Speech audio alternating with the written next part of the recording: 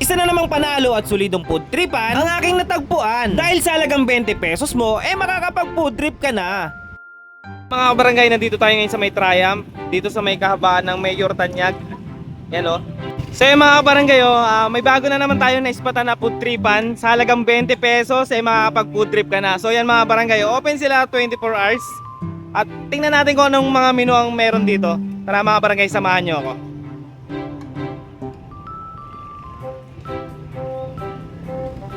Good morning. Totoo po bang 10 piso lang lahat ng ano nyo rito? Mga menu nyo rito? Lahat ng ulam na to? Tagsa 10 piso lang lahat yan?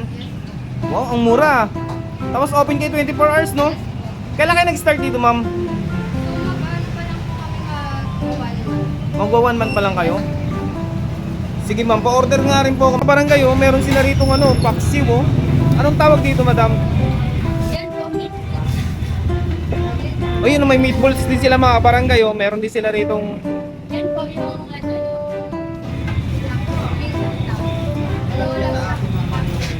May tilapia rin sila rito mga barangay. May gulay rin, may pansit. At ito, sige, yan, may mga saktong-sakto. May sa almusal, hotdog.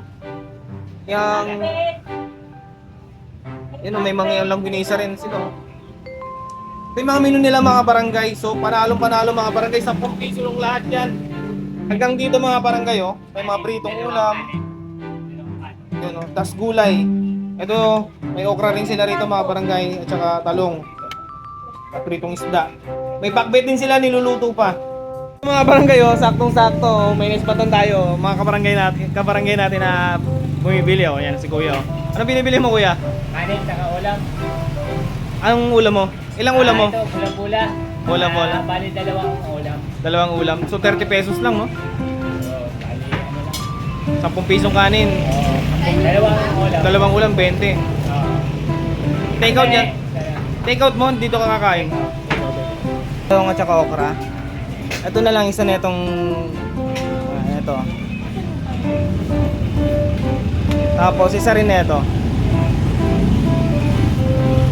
So yun. Okay na po yan. So yung mga barangay, nandito tayo ngayon sa may Triumph. Dito sa kabaan ng Mayor Tanyag, sa likod lang din ng Jollibee. So ito mga barangay, budget meal na naman yung food trip na natagpuan natin. Sa halagang so ito mga barangay, sa halagang 80 pesos, meron na akong food trip dito. Ito yung mga napili kong food trip. 10 piso lang dito yung kanin, 10 piso lang din yung ulam. So ito, sa halagang 10 piso, dalawang okra. Sa halagang 10 piso, meron tayong chorizo. Talong, 10 piso lang din yung mga barangay. At itong putlong. Tapos ito mga barangay, order na rin ako ng isda. 10 piso lang din to mga barangay.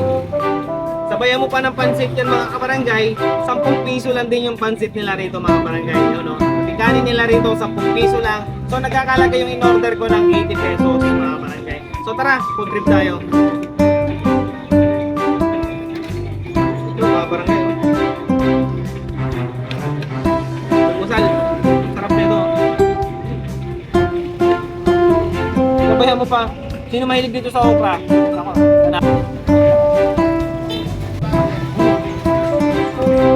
Nalo mga barangay. Sarap. Talaga mapapakain nga rito. Open nga pala sila rito ng 24 hours mga barangay. Sarap.